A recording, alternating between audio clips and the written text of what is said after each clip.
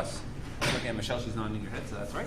Yes. So this public hearing has been noticed, and so I am going to open it and turn it over to Michelle Clark to talk about the proposal they're having a public hearing on. Great, thank you very much. So we have a small bus that actually is used for some small classes, athletics that are small in their groupings. And you might hear it around town, and I apologize if someone doesn't like that I use this word, but Twinkie, if a lot of people hear that, some people might get offended by that, but it was pre-wellness that this bus was named it. So it actually is a 2022 microbus, 14-passenger school bus. The total cost is $54,952, which is less than what we thought that was in our CIP. And it was earmarked for us to have it replaced right now. And recently we did have some issues. I was just explaining to Mr. Nato that actually I said, nope, if it really can't work, you have to just get a replacement from First Student, because we're not putting any more money in it, because it's way above, it's lasted its whole life. So this is, again, coming out of the vehicle trust fund that we do have for this specific purchase. And if anyone has any questions, I'd be happy to answer any. Thank you, Michelle. Mm-hmm. Any questions? Just what's the fund balance after this is taken out of the trust account? Like, what's the balance after this? So if I go to, I think the document on line for the CIP is live. I think I did, if I did everything right, I think I did adjust it. So hold on one second. Sorry. Let me just, no. We took out one of our fleet, or we are taking out, we're not doing our special education bus anymore. Okay. So that one is one that we don't need to worry about for replacing. The only other item that we do have to replace is at some point the facility van, although we might look at more of a facility truck instead of a facility van for a better I'm looking for a document, but a better vehicle for that. Just see. We don't have a lot left in there. I'm just trying to pull it up. Like, to follow up my question to CIP, do you guys feel Here we go. we have to fund that? Norm, can you speak Okay. up? Yeah, I can't hear you. Sorry. To them or to them? I don't know what you're saying. So. Oh, sure. I was saying, do we know if we have to fund it within the next year or two, depending on the balances we're withdrawing from it? I just didn't know if that was something on the board's radar. Yeah, so in the CIP document online, I did adjust the amount, so it does have it in there. So it'll leave, without interest, $6,191. We're looking at earmarking the maintenance vehicle, we'll just call it, Okay. whether van or not, in 23-24. So we are looking to put money in over the next couple of years. Yeah. Perfect. That's not used a ton at this point because of its age too. We're kind of careful about it. So we also can probably get another year out of that as well. Perfect. And Michelle, are we retiring any vehicles by sale or? That's a very good question. Thanks for asking. So we have contacted First Student about our other bus that we do have, and we are looking to sell that. They are somewhat interested. We haven't gotten any more information other than they did have their people look at it. We will try to do something. We'll probably bring it down to the state. They have a, kind of like bring your surplus and we'll sell it for you. And if you get something, you know. Like an auction. Yep, exactly. That's exactly what it is. It's a state auction. So we'll look at doing that as well for Twinkie that we're replacing. And can those funds be put into that account or do they need to go into the general fund? No, they have to go to the general fund because of the fact that the only way to put in the trust fund is to have a warrant article approved by the voters. What could happen is if that happens before we actually have our warrant articles done up, or say it happens even after, but it's in time for the board to say, you know what, and I'm sure the budget committee would be in favor too, if we got money, we wanted to put it in and it's not going to cost anything, we certainly could do it. So that's the bus with the lift. Mhm. That's, and then what about the current bus that's being replaced? Yeah, I'm gonna look to put that to auction. Okay. Yep. And then you did put out an RFP for an electric bus as well, right? We did. We actually did it that it could be diesel, gas, or electric. Yep. The biggest thing that I heard from vendors is that it's hard for a small district with no electric fleets to actually do this Yep. because you'd have to have your own. Charging. Yeah, exactly. Yes, absolutely. It was all three sources, and we only had this one bid that came in. But it's very reasonable, and it's under what we had originally thought it was going to be, so the pricing is good. And correct me if I'm wrong, but didn't the gentleman bring? He stopped by over the last couple of weeks and brought the drawing, brought everything, so Great. good partnership. Cool. Any other questions? All right, and we don't have any members of the public to provide public comment, and so I'll close the public comment portion and maybe ask Mike, should we make the motion to, if the board wants to make a motion to accept the bid and move forward, should we do that here or should we wait to the public portion of the meeting to do it? Oh no, this counts. This is okay? All right, so I guess I would ask for a motion to accept the bid from, this is from Anderson? Yes, Anderson. For a 14-passenger school bus in the amount of $53,977? No. I think it's 54,952. That's the purchase of the bus, but then we got the warranty, you. which then brought it up to the $54,952. Thank you very much. I was looking at the big bold number. Yeah, no, I hear you. So with that clarification, is there a motion? So moved. A second. Perfect. Any discussion? All right, all in favor? Aye. Aye. Anybody opposed? Ayes have it. Thank you, Michelle. Thank you, Mike. Thank you. And so we will close the public hearing and adjourn until 5:30 for our regular meeting. Dope. All right, great. Excited. What? Are we off?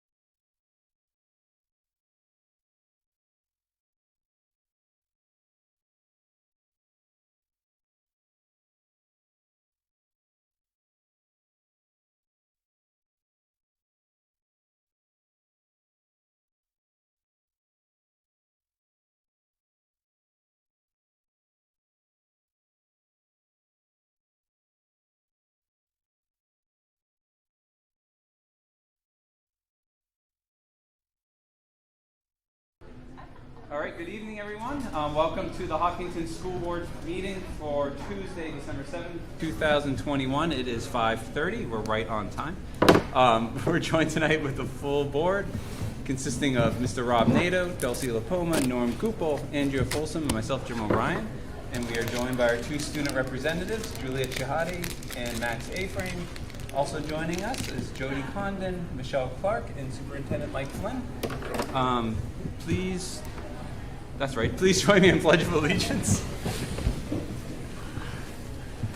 I pledge allegiance to the flag of the United States of America and to the republic for which it stands, one nation, under God, indivisible, with liberty and justice for all.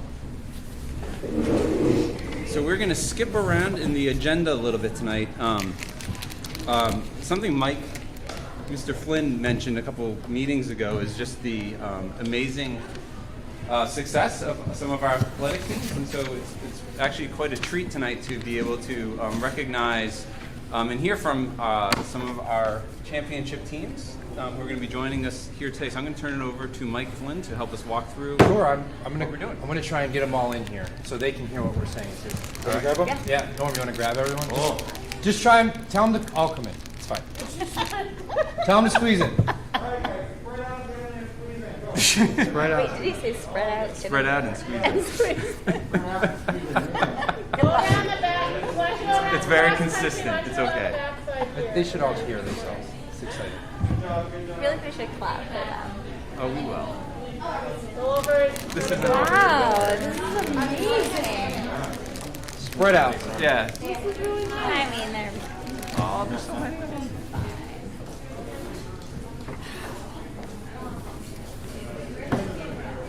Stand in your groups. Stand in your groups. Thank you.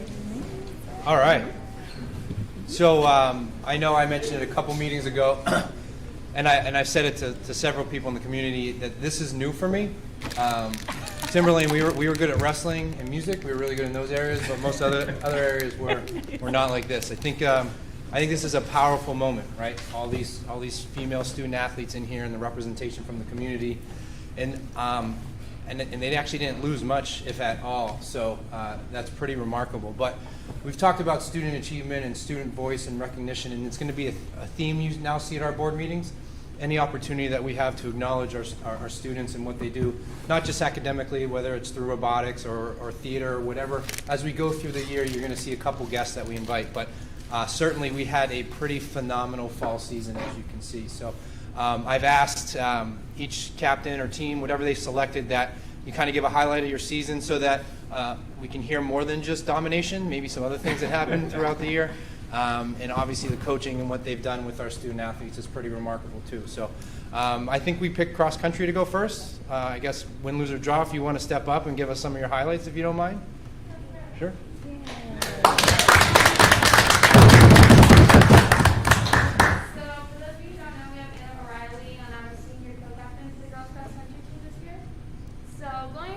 I think our team knew that we had a really great group of girls and that we were going to be really strong, but I think it went better than all of us had expected.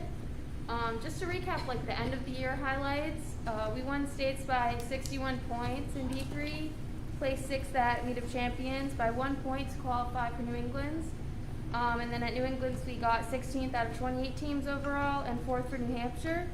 I know going into the season we definitely wanted to win states, but a bigger goal was to make New England's because no one on this team has ever made it, and I think it's been like 10 or so years since the girls team has made it, and I think we knew that this year would be the year to do it with 2 of our top 5 graduating and not a lot of girls coming up next year. So thankfully we did make it, and even though the course in Vermont was really challenging and in really rough shape, it was a lot of fun, and I think a great experience for the girls on this team.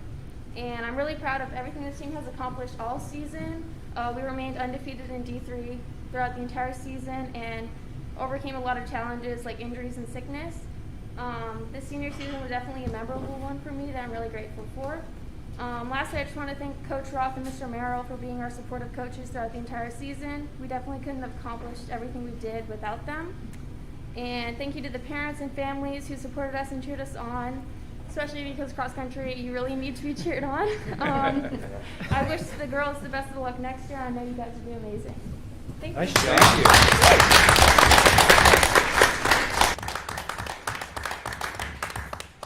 Soccer, want to go? Yeah. Okay. Okay. I'm Annie Higginbotham, if you don't know me. I'm a 4-year varsity player and a 2-year captain on our championship team. This season, we won our 4th straight Division III state championship and came out on top with an undefeated season.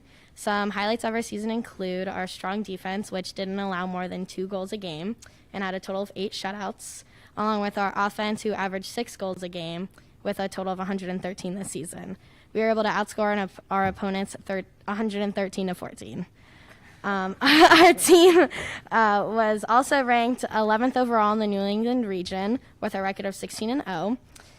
We had 6 players this year make the New Hampshire All-State team: Callie Mordo, Lauren Sharon, Ashley Brio, Jessie Carney, Emily Flegel, and I. Furthermore, Ashley Brio and I were selected to be a part of the Lions Cup team this year and represent New Hampshire as we play Vermont this summer. I was also selected to be a part of the New England All-Region team, which is not only an accomplishment for myself, but for our whole team in town, which was exciting. It's been an incredible season from our team, led by the coaches Mike Zahn and Courtney Benson. I'd like to thank the parents for always cheering us on, all of our town for always coming to our games, and especially to the girls, this team, for playing. I wish you guys all luck next year. I wouldn't be surprised if we come out on top again. And I wanted to thank the school board for hosting us tonight. Thank you.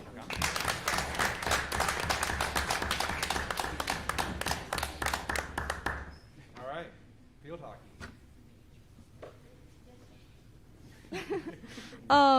Hello, my name is Caitlin Bouchard, and I had the amazing opportunity to be one of the captains on the varsity field hockey team this season. I've been a varsity starter for the past 4 years and a 2-year captain, but this year has been the most unforgettable one yet. Since the first day of tryouts, this team had their eyes set on one thing: the state championship. Every day we showed up to practice putting in the work, which paid off through our undefeated season. Due to our great defense and goalie, no team scored on us through the month of October. Throughout the season, we scored 73 goals and only 11 scored on us. Our incredible goalie, Abby Simpson, had 11 shutouts this season. We continued to end our undefeated season with an overtime win during the state championship against our rival, Bishop Brady, who had knocked us out of playoffs the year before. This championship was so memorable because it is the first championship the team had won in 29 years, not to mention the icing on the cake to end the senior season. We had 3 All-State players, my co-captain, Julia Baer, and I for first team, and Natalie Allen for second team. I was fortunate enough to be nominated for Defensive Player of the Year in our division. Julia and I had the opportunity to try out for the Twin State team, which is a team composed of field hockey seniors in any division throughout New Hampshire. We were both lucky to make it and will go on to play Vermont in the 2022 Twin State game in June. I would like to thank everyone who supported the field hockey team throughout the season, the parents always bringing us food, the coaches always pushing us to be better, and the community for their endless cheering. I would also like to thank this team. You guys came out and pushed yourself to the very limit to get where we are today, and I couldn't be more thankful to you to have played my last season with you guys and for the school. And a special thank you to Julia, my co-captain, for not only being my right hand, but for going through this crazy ride of varsity field hockey with me for the past 4 years. You have become the best offender and teammate I know, and I cannot imagine playing without you next year. Thank you.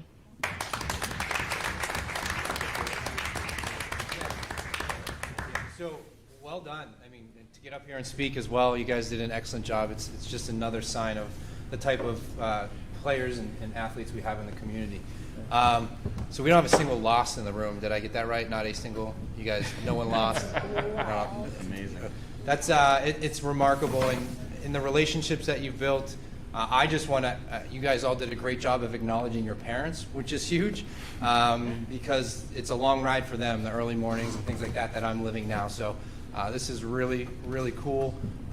Anyone else want to add? Sorry. Yeah, I was going to ask if any board members want to say anything to the teams.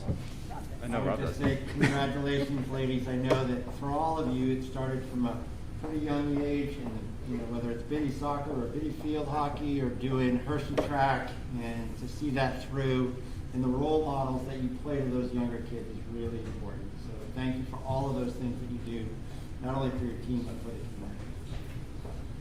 you guys are a lot of fun to watch. I've gone to one of your meets, I've gone to your games, I've gone to your games, and I have to say, just the team chemistry you guys have together and communication and how you guys really play well together, but also the sportsmanship is so important. And to me, that is so important when it comes to playing a sport, is representing Hopkinton. And that really starts with the coaches. So I'd like to say thank you to the coaches for all the work that you guys did this year. I know Jen's not here, but her daughter's here, so please let her know. And most important thing is keeping your academics up too. You know, it's a lot of practice. I think Mike Zahn has like 5 practices a week right after school. And it's a lot of practices, but keeping your academics up is really important. So I wish you guys. What? No. I wish you guys. Yeah, okay, all right. I wish you. What? They're saying 6 practices. 6 practices. 6 practices. Oh. You're low ball. Oh, low ball and Mike. Okay, so 6 practices. But no, congratulations, you guys. You should be proud of yourself, and thank you for coming here tonight. This was really great. Thank you, Mike. Just congratulations. I think you'll remember this forever, which is fantastic. And for the seniors, I hope you continue playing wherever you go afterwards, and even well into adulthood. I hope you're able to still find, ways to play, because you might not be quite as good as now as your body gets a little older, but it's still a lot of fun. And congratulations. Yeah. I also think it's incredible that all of our women's teams won. And I tell literally pretty much every person that I know that in our town, the girls crushed it this fall. So you guys should be super proud of yourselves. There you go. Yeah, I mean, I'll just sum up by saying you guys are awesome, and you should be very proud of yourself, and your community is very proud of you. So thanks for coming tonight. I appreciate it. So we're gonna ask you to walk around. We're gonna Miss Condon did a great job. That's why she's taking care of me every day, saying flowers are a good thing. So we're gonna hand out a flower, and again, thank you for representing us with high class throughout the fall season. So just go ahead and start. If you want to lead the way, walk around. No one wants to be first probably, but Mr. Nadeau, I know you guys. Yeah. There we go. Start with Rob. There we go.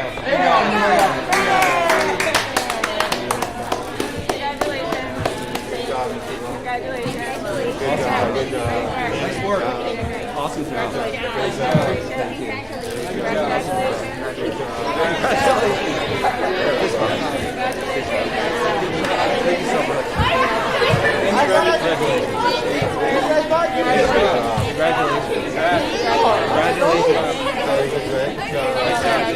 Kicking it up. Nice job.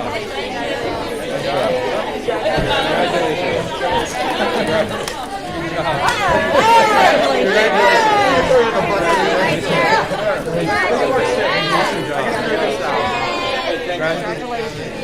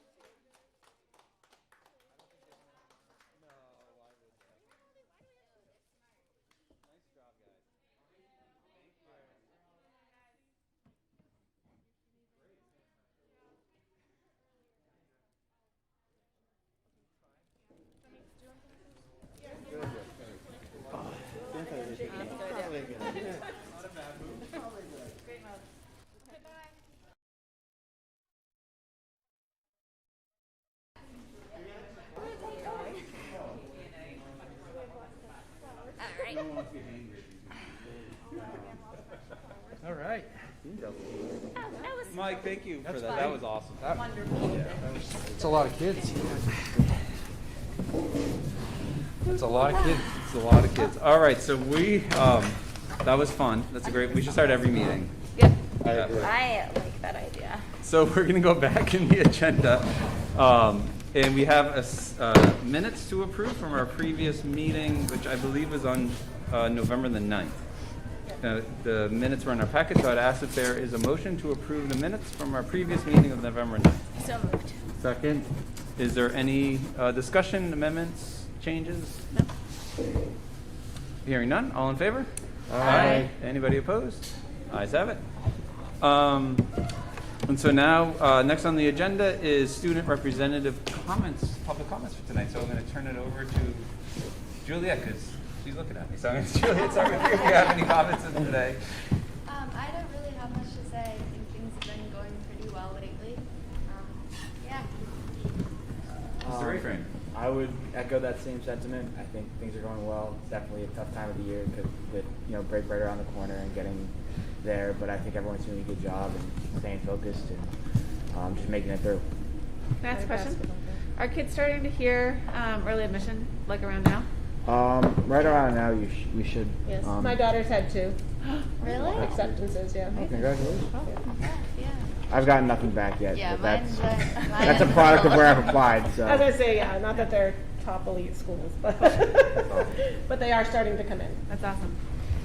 I would like to give Max a bump right now. He's starting a podcast. So for any people in the world there, it's called Hawk Talk. Is that right? Yeah, it's on the Talon website. It's on the Talon website. So do yourself a favor and take a listen. He's one episode. Is it the first episode posted? I did an episode with Mr. Zipke for the October issue, but you're gonna be You have a really checking good guest coming up, Yep. Mr. Flynn. So Oh man, you're plugging. do yourself a favor. out the Talon website. A self-serving plug. But you got to start somewhere. So please get him to listen so we can get him up on Spotify and get him going. You did, Mr. Zipke? Thanks, guys. School board comments. Anybody have comments for this evening? See you shaking your heads. I can go first. Mr. Goupel. I'm happy to go first. I always have the most to say, right? So we enjoy it. So I just want to say thank you to the school district for having the town host the turkey trot. I thought it was great at the high school. It was great seeing seniors come back and just the community come together. It was really great to kind of have that Thanksgiving feeling. And thanks to George Zabel for raising quite a bit of money for the food pantry, and for Rob Nato on his bike chasing all the runners down. He was hot on my trail, but I was able to get through the race just fine. So the last thing is I'm very thankful to Mike for our vaccination clinic tomorrow. I'm very excited that we are able to do that for our community.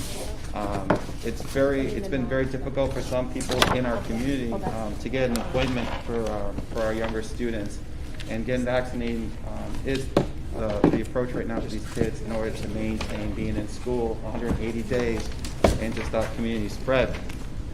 But one thing in closing, I just wanted to say on a side note is, we're all in this together, and I think that's really important to understand. We've gone through a long road in the last year and a half plus, and I think it's important that I've said at this board table multiple times that our kids are listening to us. They look at us as role models, and it's really important that we have to understand that tomorrow, whatever day it is, there will be kids that will not get vaccinated, and there will be kids that will be vaccinated. And it's really important that we are not having any issues with bullying on that type of areas in our schools. And it's really important that we communicate that, because there's no tolerance for it.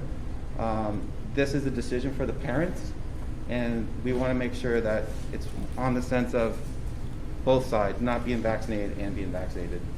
So I just wanted to say thank you to Mike for arranging that. I've heard from a lot of people in this community that are very happy to have an opportunity to get their kids vaccinated, and just have a discussion with your child.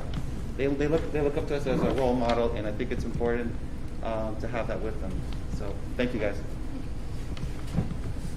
Just quickly, I wanted to thank the PTA. This month they invited our counselors Jackie Kleiner and Laura Alamo to do a presentation on self-care for caregivers.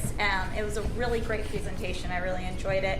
And I believe they did record it and have made it available. So I encourage all parents and caregivers to give it a listen. It is about 20 to 30 minutes long, so it's very reasonable. But I just wanted to thank the PTA and Jackie and Laura for putting that on. I think it's really helpful. And so I'm going to echo a little bit of Norm. I also want to thank Mike and the administration and our nursing staff for the vaccination clinic. It's great, and I know how hard it has been to schedule appointments because I've struggled to get appointments scheduled. So having the option here is wonderful. And we all know the number of cases that we've had in the school district. I mean, it's great that we report it, and we know it's been a lot. So I also just want to recognize, again, our nursing staff, our teachers, and the administration who I think have handled extremely well. The cases and the difficulty associated with them and the tracing of them. I think it's great. It's also awesome how transparent the district has been with the notifications that have gone out through Parent Square. It feels like a very well run. It is a very well run operation, although it's extremely challenging and sad in some ways. But it's great that everybody sort of stepped up and is managing it as well as they are. So I just want to recognize that. And then finally, we're still only in early December, and so we have a long winter ahead of us. And so this is really just a continued, plea that the board's been making to parents that, if your child's not feeling well, if someone in your household's not feeling well, taking that extra step to make sure that they're symptom-free before you send them back to the school building it's very much appreciated, I think, by everybody. And I know it's hard, but we do have the ability to do rapid testing here, and then they're available as well for purchase. So just keeping a healthy and safety school environment is going to be, to what Norm said, really important to stick through the 180 days. And it's all of us, and so we have the tools in order to do it. I'll take advantage of those tools, and then if children are out with COVID and with symptoms, we have tutoring support that can help. So we have all the pieces in place. It's really just monitoring and making sure that our school environment continues to be safe. So thank you very much, and thanks for all the work you guys are doing. Anything else for board comments before we move on? All right. So we'll move on under current business, and we've done the athletics, and so I'm going to turn it over to Andrea to talk us through the policy. Great. All right. It's another exciting evening of policy. So tonight we have 5 policies that we're going to be moving forward. We also have several policies from the last time that we had completed our first read. And finally, we had our first fleet of policies coming through for an approval. So I'm going to start with the new policies tonight. Then we can move on to our first read and second reads. So the new policies, we have 5 new ones coming through. 2 of them, Dulcie, can I pass 2 of these on to you that you did, or you can just pop them on them? You're great. Okay. Yeah, I can come in. Yep. So we have BEDH, which is public participation at board meetings. This was really just an update to a policy that we already had on file. I don't believe that there were any major changes to this one. Really, it's looking at linking these policies to other relevant policies that we have. So that was one. Another one we have is IGE, which is parental objection to specific course material. Yeah. Again, this was one that we already had in our books and had some, I believe, minor changes, nothing major as far as updates to that. And again, this is all part of our full audit of all of our policies and moving all of our policies to be digitized because the policies that we currently have on our website do not represent all of the policies that we have as a district. The other 3 that we're bringing forward all have to do with one another. So the first one is EBCA, which is a crisis prevention and emergency response plans.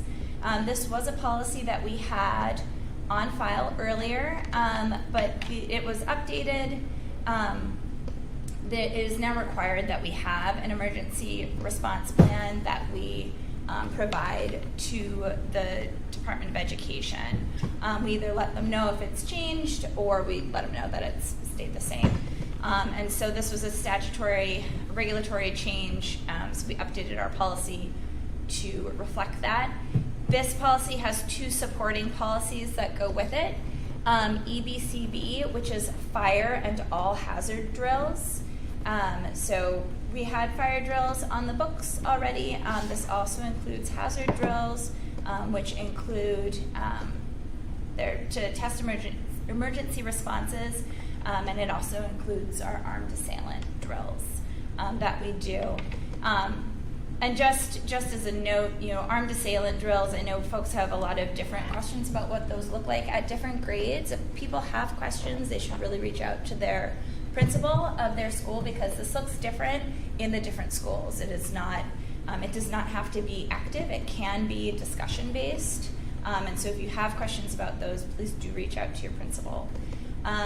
Additionally, the other supporting policy was EH, which is public access to school district records, which was another policy that we had on file, but we have now updated it, and we will be digitizing it. So those are the 5 for tonight. Are there any questions on the 5 that I just presented? I know that they are slightly different from what was in the agenda. Many policies have additional supporting policies that go along with them. And so before we bring anything to the board, we always want to make sure that all supporting policies are also able to be digitized. So that's why we are holding off on GBCD. a couple, GBCD, DAF, and EEA tonight. So those will come forward in the future. Are there any questions? I just want to echo that it's an audit. Yep. It's important to know because we have a binder and we're trying to move that all to digital. But more importantly, what the New Hampshire School Board Association has done really well is start to eliminate overlapping ones and starting to connect them. So that's what you'll start seeing coming forward is us eliminating or connecting with the supporting documents, and really the important piece is digitizing all of them. It's a big step for us, and I want to compliment you too. It's a pretty fast pace and a target that we've hit. A fun meeting yesterday. So far, so good. So we're way ahead of where we've been. So just nice job. Great, thanks. Okay, so if there are no questions on the ones, and this, again, these ones that I'm presenting tonight are just a first read. They'll come back again next meeting, and they won't be up for readoption until 2 meetings from now. Just to go back, I'm looking at the ones, we had several that we brought for a first read last time. Many of them included, they were in the Bs, so they were related to school board governance, as well as one on academic freedom and one on school year and school, oh no, sorry, that was a different time. So, and the other one was just on academic freedom.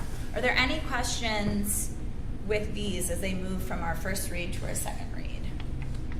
I have some questions and comments. Is this is a great time. This is the great time yep, for that? This is the time. So maybe it's a question and a comment. In general, and this is maybe, well, I'll pose it to you, Andrea. So there's some of these, like, I'll pick out the non-public session one, which it feels like the language and the policy reflects that of the statute. Because we're governed by 91A, 91A has the language. And so I guess it's a question when we are doing the policy that reflects the statute. Is it that we want to write out what it says in the statute, or is it better just to refer to the board shall follow the guidelines in RSA 91A, rather than spelling it all out in the policy? So that's more of maybe it's just a question for those that have direct links to statutes. If you could pull up IC, school year and school calendar, that'll be a good representation of down the bottom. There's a section, and this is what we're updating because this is not in our book, right? I'll call it the book. But now if you pull up IC, down the bottom it'll show legal references, and it'll tell you exactly where it's pulling from, but also having the policy on the book for Hopkinton. Okay, so you think having both is the way to go? Yes. Okay, that's fine. Simple answer. Okay. Yeah. Because it's good when you have an RSA to back up a policy. That's a fact. And then any type of code or rule, it's another supporting piece. Having both is good for the public to know. Yep. That we're not just pulling it out of thin air sometimes. Yep. And a lot of these policies, especially like the non-public sessions, is one that is required by statute for us to have. But I think that's a great question. It makes sense that for clarity of the public, they can see both. And then I just have a couple maybe suggestions, and Yep. we can decide they're bad or good. So the first one is just on the non-public session. So the language, I think it's fine. It's statutory, but there's a word choice that I was going to recommend. So it says board members should refrain from publicly discussing matters that are discussed in non-public session, which I think we all adopt. And I'm just wondering if there's a consideration that changing the should to shall. So it's not so much of a suggestion, but it's our expectation that they shall refrain from doing it.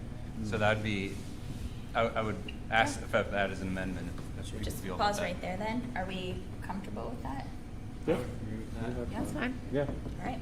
It shall happen. Already entered. Oh. I think I spelled it wrong. No, I must You guys are both going at it. Yep. So my second, I don't know if it's a suggestion, but under the board member or district officer resignation, Which is this BBBC? it is BBVC.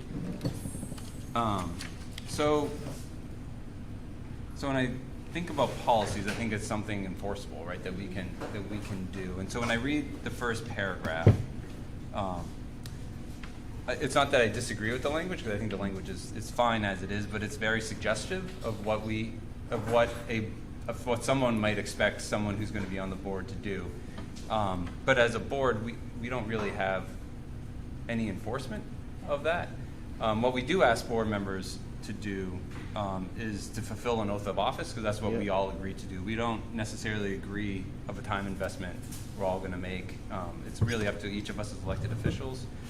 And so I don't know how to word it, because I didn't really think about it too much, other than to say I just wonder if really this first paragraph we should just be saying any board member is expected to fulfill their oath of office, rather than these other things which are nice but not really anything that we as a board or individuals can control. So I would only discuss that policies help whoever the superintendent is. So if a board member fulfill office is great, but it also having more specifics, meaning if a member is elected and isn't meeting the criteria, I can hold them accountable with some of that. If they're not showing up to the meetings that they say they're going to show up, or if they're slowing the work at the district.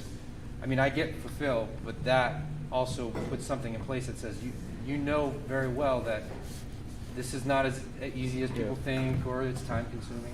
I don't know, I'm kind of weighing with you on that, yeah. Isn't there a situation now, I don't have the town or anything this is happening, but there's been elected officials who have purposely won their seat and are not attending meetings on purpose. They're basically, basically sticking it to the school district, running for the position, winning the seat, and then just not showing up and leaving it as a 3 board. It's been happening in some towns. So I'm trying to figure out how to prevent, I don't ever see it happen in Hopkinton, but I'm just using examples that I'm familiar with right now in real time, because the times are changing. So have you heard about this at all? I have, and I guess I don't know how a policy that's unenforceable can change that. So I guess Yeah, I know. I'm just talking out loud. Yeah. I'm just using real situations, but yeah. And I don't know, maybe it's just better for the policy committee Yeah, to discuss it, you because it just- could be that it's nothing, but that was when I read it, that was what came to my mind. And this is the exact process. You kick it back to us. Yep. We, I think that we would come be with options, and then you discuss. I wrote it. Yeah. Okay, and then my final one, I promise. No, it's great. Is that under the BEDG, the meeting minutes, Yep. the two things that came out for me was one, the first line, we don't have a secretary. And so when I saw the secretary, I just don't know who we're really referring to. I'd like to say superintendent, because the board oversees Mike, and so we can tell him, Mike, what to do. So that would be my suggestion, is that the superintendent shall keep. And then, and maybe we have something called an official minute book. Well, we do right now. Okay, that's cool. Yeah. Well, so that's up to you. If you want to just say shall be kept. I mean, we're trying to move them towards digital as well. Yeah. I mean, there are binders of minutes in there. So I mean, do you want to move it towards shall be kept? We could say In official appropriate minute book manner? and or log. That also works, yeah. Yeah. Okay. And then lastly, and I think it's just a sentence that didn't make sense to me. It doesn't mean it doesn't make sense, which is the Papers. Yeah, the papers. It sort of ends on some method, and I'm not sure what that means. So maybe it's just the policy committee can. Maybe it's clear to others. It just wasn't clear to me.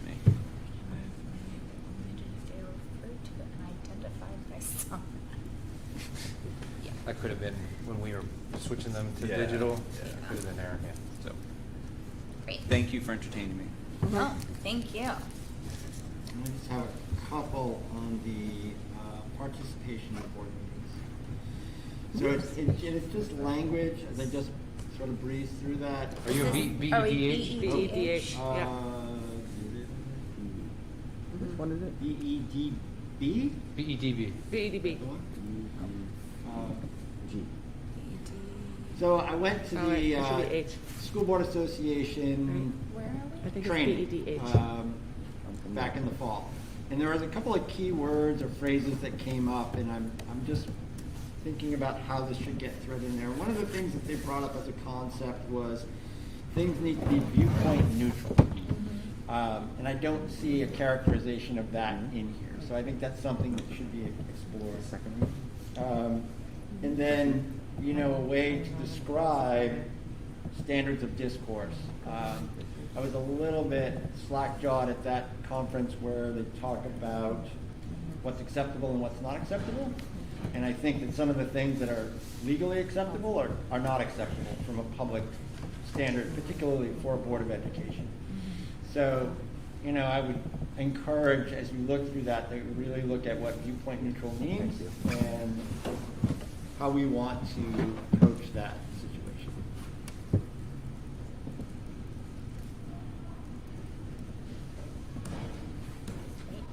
Okay. I think that this is a policy. Yeah, there's a lot in this one that if people have feedback, please let us know, and we're happy to discuss it and put forward recommendations. And this is the first read or second in the public? This is first read, so Okay. we've got. All right, this so I whole- got some time to read Yeah. it. Okay. All right, great. No, it's perfect for first read. Yeah. All right. Did you have any more, Rob? All right. So we have done ones presented tonight, the ones that we've completed a first read that are moving to a second read. So finally, we have a slate that are ready to be moved forward for readoption. We have them, but we will need to have a motion to, right? I believe we Yep, needed you a can put them formal all in motion. one. Yep. Okay, So you can do IK, IMBC, you can go like that, rather than Great. doing them one at a time. great. So before we do that, so these are the ones that I brought up at our first meeting where we started talking about the exciting world of policy, which include IK, earning of credit, IMBC, alternative credit options, JEC, manifestation of student hardship, JLCJ, which is concussions and head injuries, and it's supporting policy JLCJA, which is emergency plans for sports-related injuries and additional protocols for athletics participation. And finally, IC, which is school year and school calendar. And finally, EBBB, which is accident reporting, which also goes along with concussions and head injuries. So before we have a motion, is there any discussion on those? I guess I should allow you to do that. Or can I keep moving I think forward? you're doing a great job. Okay, so if there's no discussion, is there a motion to move forward policies IK, IMBC, JEC, JLCJ, JLCJA, IC, and EBBB for readoption as policies or revised, updated policies for the Hopkinton School District? Can you say that again? I'm just joking. I will say it again. Second. All in favor? Aye. Any opposed? Great job. So every meeting, I'll be coming and talking to you about more policies. You're welcome. Thank you. Can I ask one question before we move on from policy? Yeah. And I asked Andrea this question earlier, and I'm just wondering, Mike, or anybody, does anybody have a policy on policies? And I asked this question, it sounds ridiculous. but we have so many, and we're continuing to update them. And I know when I was on the town side, they didn't have policies, but they had ordinances, and so we got into a habit of looking at and approving ordinances on an ongoing basis, so it wasn't sort of all at once, and so it was like everything I did we looked at over a 5-year period, and so there were certain ones that you moved through. And I'm just curious if that is something on policy that might be helpful if we want to revisit them over a certain period of time. And I know there's changes every year that we have to do, but then there's some that we may want to look at. So that's what we're trying to establish. Okay. So actually, we had a meeting on Monday. We said, all right, these were the ones that we knew we had to hit right away. Now we're targeting oldest to youngest right now. And then once those come into cycle, you'll see a development of, all right, I think 5 years was where it was last time. Every 5 years reevaluating. So okay. Hopefully we get into a reevaluation or reaffirmation cycle rather than revision and all that. So perfect. A lot of work. A lot of work. Yep. And we do actually have 7 policies related to the creation, development, adoption, review, and evaluation of policies. Yes. I can't wait to get to those. We can. Maybe we'll bring them next time. Thank you guys for the work on this. It is a ton. So it is. Thank you. Fun. Good job. Speaking of a ton of work, our next item is budget, and so I'm going to turn it over to Mr. Flynn to lead us in that Sure. conversation. We're going to have a couple of us are going to speak on the budget. Just to kind of put it in perspective where we were, we started this first week of October. And the work that's been put in by this district, again, I'll just thank everyone for throwing everyone a curveball and starting it earlier than they ever have, asking you to do more work than we have, and review and all that. And I think we're in a really good spot. I'd say there's probably 1 or 2 dominoes left to fall before we can finalize that. And we'll still hit our target and our goal. We've met with the budget committee. Norm's done a great job working on that side. Michelle's done a great job of working with the numbers that are still coming in. So we're getting to that spot. Finance met this week, and Rob's going to speak. But you can look for something to probably by the next meeting. We anticipate and everyone having a good idea of how this journey's come and what the goal is going to be. So, Rob, you want to go ahead and take over? Sure. So this is probably going to take care of finance later on in the meeting. So we met on Monday, I guess. Monday. And really, most of the conversation was about the revenue side of things because we still have some outstanding things that need to be done before we can wrap up to a number. But from the revenue, and when Michelle sent this out, I guess it was Friday afternoon, I was like, wow, that's a good idea, but it's a major shift. So to bring things down to around that $1.35 that we were talking about, all warrants, everything in, plus or minus a certain amount. The suggestion is that we use $400,000 from Article 10 and $100,000 from fund balance as revenue coming forward. And that helps us a great deal in this current year. But, to think about that, so that number of $400,000 coming out of Article 10, which right now is at 679, seems like we're draining that. But that fund balance, which will go on, is I'd like to replace the term to an operating surplus. Right now, Michelle's projection is about 375, or it is at 371 actually at the moment, and that could go to as much as 500,000 by the end of the year. So we should be able to use those funds, move that into Article 10, and replenish that for years to come, or for the following year. So I guess just to give Mike and Michelle a sense as to where we're at, if the board is comfortable doing that on the revenue side, and if they're also comfortable, it's sort of a, all warrants, all in, that increase to the tax rate in the $1.30 range. In how people are feeling about that.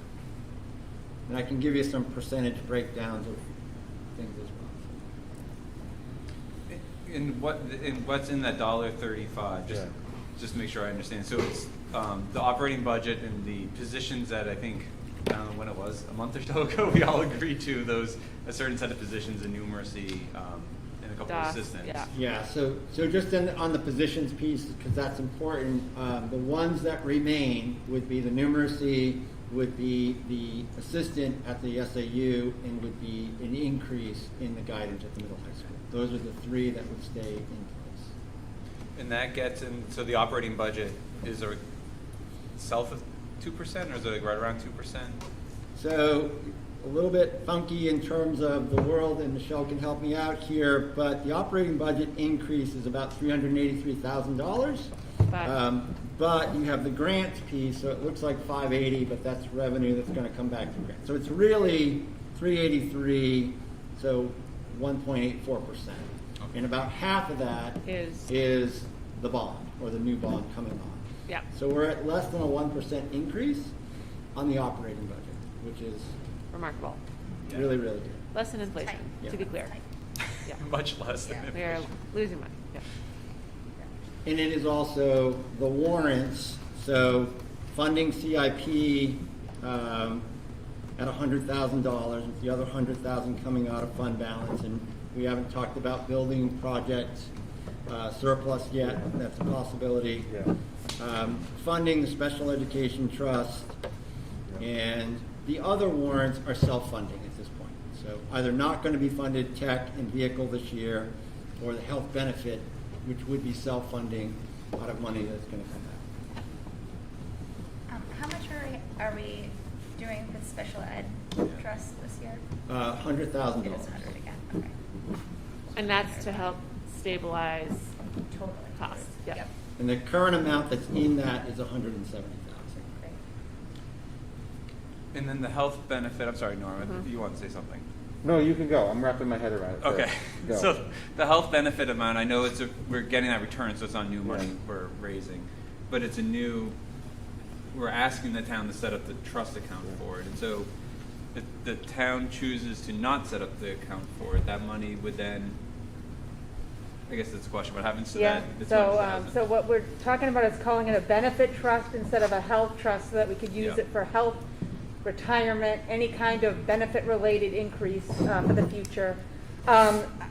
We'll talk about it now. I was going to talk about with the fight, because it all plays in. So we got the money from health trust for surplus, but we have to give out, if employees paid a share of their health insurance, we have to give them their share. So we got net just under $234,000.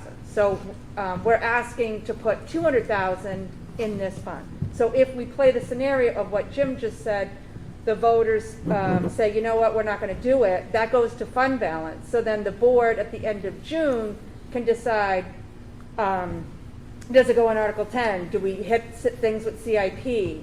Or do we just return it to help with the tax rate? And the goal of that trust Yes. annually is to help those fluctuating costs that the state drives down, or the change in percentages. That'll help alleviate some of that. That would be the goal of that. Yes. Yeah, and I was just going to say, yes, one of our goals on the Finance Committee is to help mitigate those swings. So this would be a really great stabilization tactic for the district. So I'm going to try to wrap my head around a couple of things here, and we're going to do a little bit of building committee update now, because this does roll into the discussion of the budget, which is important. So bear with me. So I'll do the building committee update, just so it rolls into this significantly. So about a couple weeks ago, we had a meeting with BPS, and we asked for a final number that was being returned on the project, and the total number is $402,000. But with an overage of about $40,000 or so, or $20,000 or so, it brings it down to Michelle, $370. So the next phase of this project is we have a meeting next week. I think the number is 356. So it was that. You're Okay. absolutely right. The other day when we met, Yep. but then we talked about at that meeting clearing up the things that were still outstanding drawings and wiping and stuff, them right. out.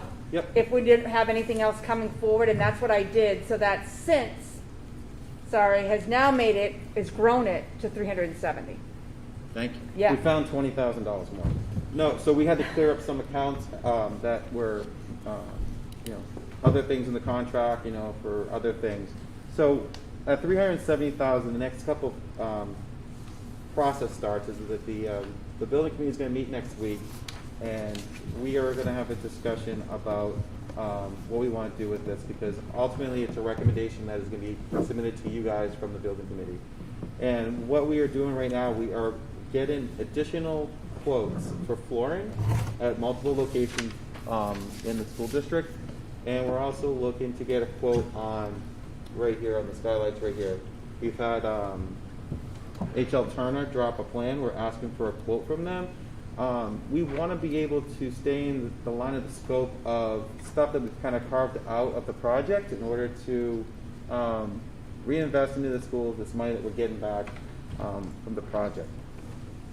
This is not set in stone. This is just discussions that we've had, and then the next step would be is if we can fund the flooring and we can fund that, and the building committee agrees to that, and Mike's fine with that, and Rob's fine with that. The rest of the money would go to CIP, and I don't have a number for you. It could be in the lines of $200,000 maybe, which is a significant amount of money that would help with our budget process. The reason I mentioned the $200,000 is because I'm still advocating for that curriculum director position. And the reason I'm saying that is if we are using ESSER funds right now for this budgeting process of $186,000, we know potentially we may not need that for next year. Mike may do some funky positions and it may end up being $100,000. We already have an increase in the budget next year with those positions. This year is the year if we want to invest into the schools and alleviate some pressure on that budget process.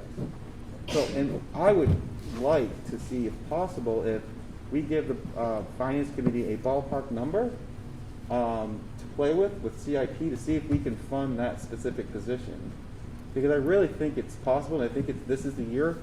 I also think Mike is also doing a great job finding savings within his budget to this school board. I know he talked to me about paper. Mike, tell him how much you saved in paper potentially it was. It's important. It's a lot. Put me on the spot. Which you say, I think it was a quote. Printing. Printing was like 30,000 or 20,000 a year, yeah. Which is a lot. Possibly, yeah.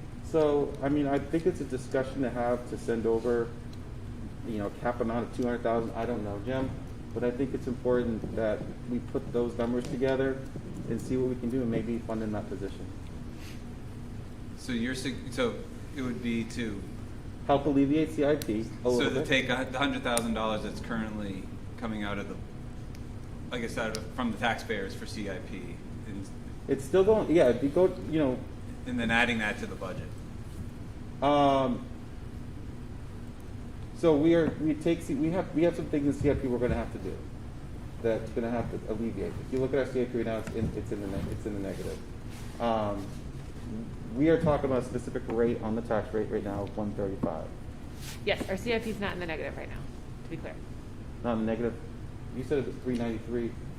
It is projected in the negative for the items that are going to get withdrawn Yes. for the next year, And if based on what we're putting in of 200,000. Yeah.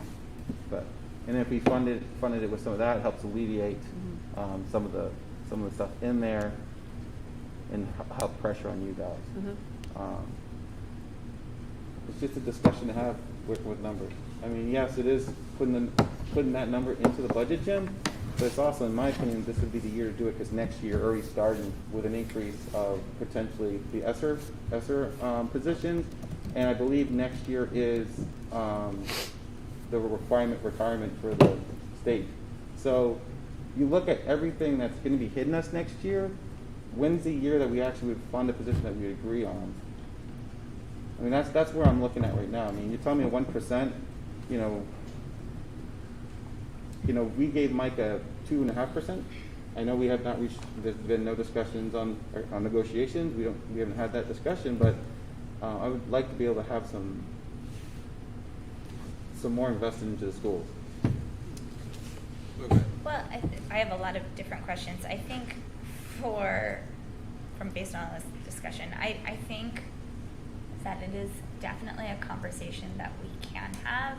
I think for me, the most important thing right now is supporting the teachers that we do have and ensuring that they, both our HUS and our HEA, get a contract that is fair to them and fair to the district. And I worry that adding additional expenses, while I would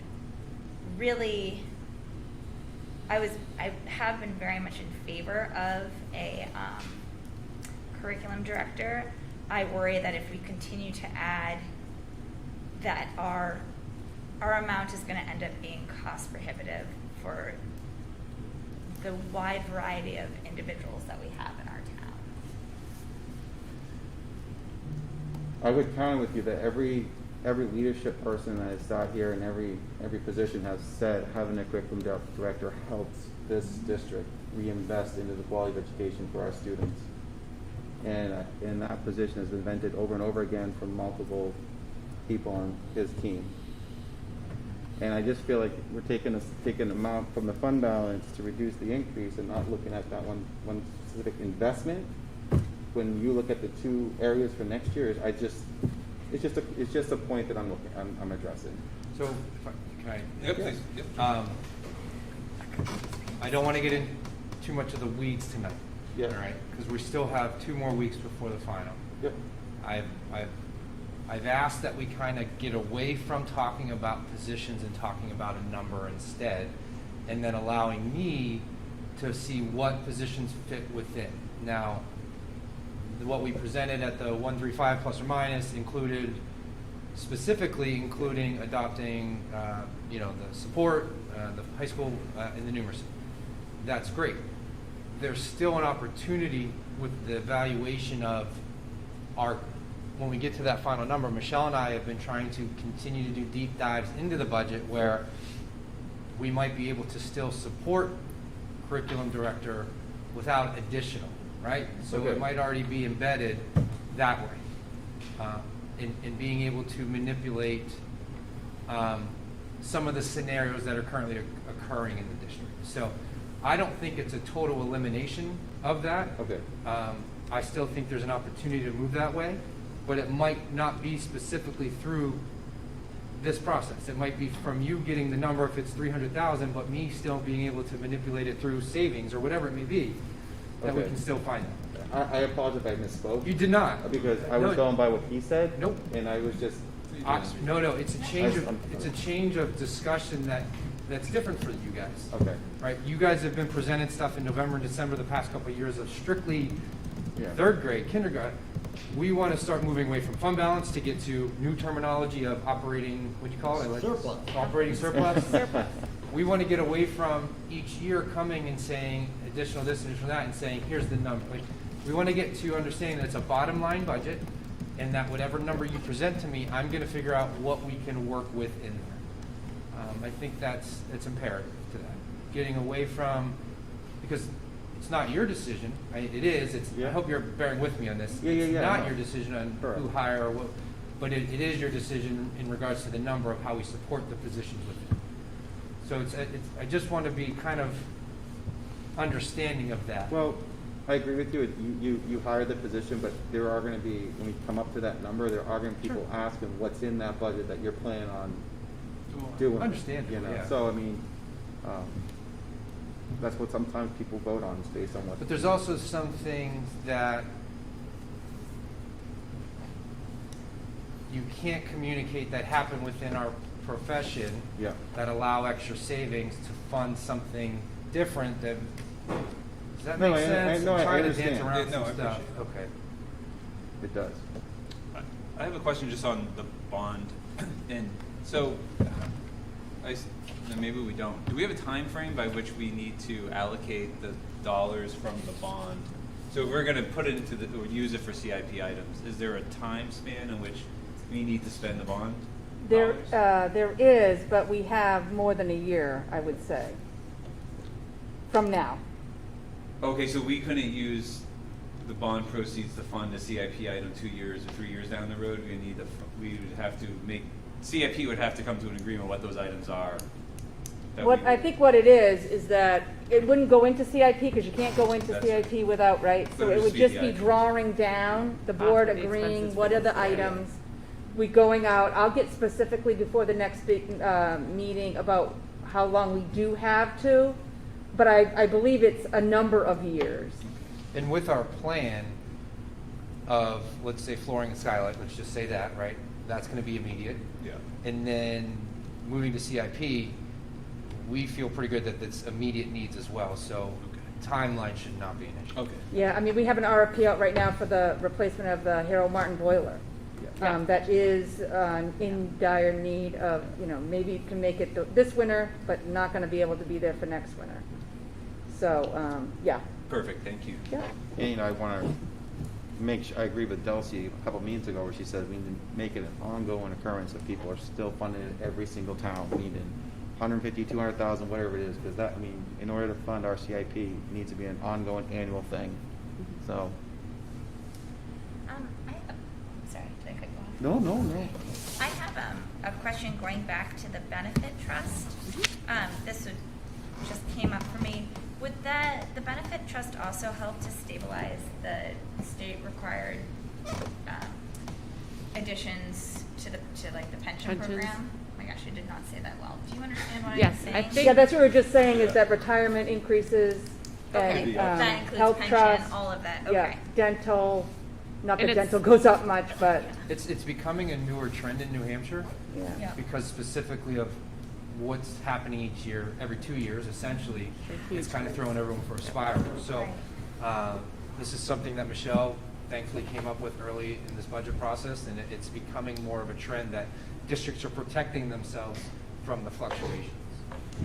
Well, because I just want to reiterate, I know we've reiterated in the past, that the state pays 0% into the health insurance, and what percent are we required to pay? Well, of right each now it's employee? 21.07 for teachers, and then it's a lower rate for the others. But it's like 17%. It's like It's 17, still a yeah. high amount Mhm. that school Yeah. districts are required to pay, Mhm. and the state pays nothing. Yes. Just wanted to make that clear. Rob? I think related to that, we should probably have a discussion as a board going back to Article 10 and what it can be used for. So as I recall the language, it is tax rate stabilization, but it also notes emergency authorization, but it doesn't really say what that is. So if we can sort of refine that perhaps, or at least as a board, commit to the public what it is, it gives more onus to the idea of creating this benefit trust. That we don't want to be dipping into Article 10 for those kinds of expenditures. We do want to use it for tax rate stabilization. To that note, I noted that they've already come out with the projections for how much the state is going to pay per student for schools in 2022, and it is again very low. Yep. It is the lowest amount in the United States, and it is at a lower rate than current. So we will be receiving less money from the state per student. Doesn't it go down each year from what I saw in the projection? They did 3 years out, I recall. It keeps going down, I can't remember. Yeah. So I think to Rob's point, we're going to end up using Article 10, possibly a significant amount, because the state does not provide that money. We have to make up that difference, and that difference is made up by our taxpayers. Right. Even if we change nothing else in the way that we operate. And so I think that's why Article 10 will be so important to keep well funded, because we're going to need to help our community absorb that downshifting of costs. Yes. And thank you. Yeah, and on the special ed trust, we're going to put $100,000 in that. Is that from fund balance, or is that $100,000 coming from I tax? think that's from Taxes. It's going That from was taxes. taxpayers. To be raised. And how much do we have in that account now? There is currently $170,000 in that account. And did we add anything last year to that? We didn't. Okay. I think I remember that conversation. And I might have been the one to suggest not to add anything. So. Right. But this is to go to Jim's point early in the budget process, is because we have substantial savings in there. Instead of absorbing that into the budget, we put some into the trust. Yes. Yeah. So, okay, Yeah. all right. So before, any other thoughts? I had one other question. Does this 130 for the all-in tax rate take into consideration theoretically also the two contracts that will be moving forward? Yes. Okay, great. That's it. That was my full question. And that's, again, that's a plus or minus, because obviously you guys are still Yep, it's a doing your work. theoretical. So I think to your question that you posed, that I think Andrew just sort of asked a clarification. Like I'm comfortable because I think all the component pieces are all really important. And so, you know, I think the biggest chunk will be coming, as we set up our priorities, are becoming in the form of our contracts and how we're supporting our support staff and our teachers. And so we set that out as a priority. And I think our budget and our numbers are going to reflect that as a priority. And so I support that dollar amount. I appreciate, Norm, you bringing up the curriculum director, because I do think we've kind of talked that one to death, and I think generally that's a support. We support it, but I'm not sure I want to raise that $1.30 if we don't have to. So again, I think our priorities, as Andrew said earlier, are the contracts and our staff and ensuring that they get compensated. So I'm still driving on that train as our most important piece now. So I think if we can fit it in, that's great. But I think that's the word. The vocabulary I would use is, if Michelle and I are able to maneuver what's there, then that's great. We'll make it work. Got it? Maybe facilities director. Just saying. and I can appreciate that approach. Yeah. You know, you hire what you feel. Be fiscally responsible. You guys put some hard work into that. Thank you very much. Yeah. Rob is our guy. I learned a lot from him when I was on it last year. He had a lot of Michelle's tolerance. the guru of the numbers over there. No, everyone goes back to Michelle, but at least she lets us. So any other thoughts on the $1.34? Are people comfortable with that? Can you add plus or minus in that? Plus or minus, yeah. Okay. Thanks. And I think, you know, just as a percentage increase on the tax rate, it's a big number. 6-point-something percent. It was 6-point-something% last year. But let's remember that the year before that, it was 0. So year over year, across 3 years, we're at about 4%, which is growth rate is more than sustainable. And I think that's something that we've been hearing about, you know, from the community. So we're doing that, and it's, you know, it's not this. It's what's the long-range trend, and I think we're working on that long-range. And to be a little bit more clear about that percentage, because that is always ear-popping, right? It's the bond. Right. Yep. 2 contracts. And there was one more. Well, reducing fund balance. Reducing fund balance. Right. So those are significant things that we're doing. Right. So On the revenue side, Michelle, or ask you guys, what percentage did you guys use? Remember how we discussed? 100%. 100%? Mm-hmm. Okay. And that's what we did last year. Mm-hmm. And last year, we were shortage of revenue. We were at 165. So we're saving about 30, 32. That's good. So in terms of our process, we meet again on December 21st, and so my hope is that meeting will bring, we'll have sort of a revisit of all the budget numbers, both revenue and expenses, as well as all the warrant articles, and sort of then do our final vote on the budget presentation that then Norm will bring to the budget committee in early January. So the 21st will be sort of our next last vote on the budget and warrant articles. yeah, so just to wrap up, feedback is great. So if you have not liked the new budgeting process or whatever, please let us know. What you'll see next meeting is a formal presentation countering what we formally presented way back in October. So Michelle and I will formally present a PowerPoint, drivers, all of that will come forward for you guys to support and vote on, either yay or nay, whatever it may be. So start there, finish here, and end with hopefully good stuff. Great. Anything else before we leave budget?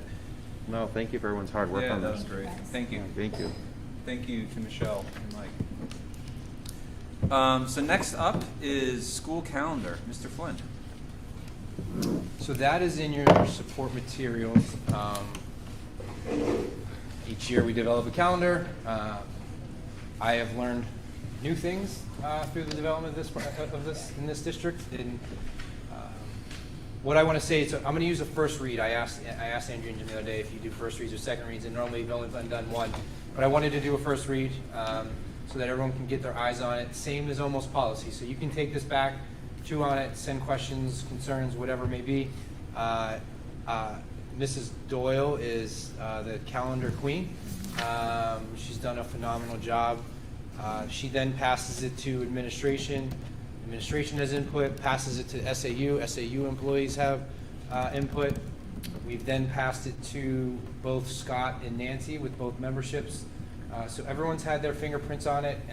We've changed a couple things. One I always just like to point out is November is ugly in our profession. And I know as a parent of young kids how challenging it can be to have a screwy week, so to speak. So when you look at that 7, 8, I just want you to know why those days are selected. So 7, 8 is parent-teacher conferences, so that's when middle school's out the one day, and then middle high school's out totally the next day. That's based around voting.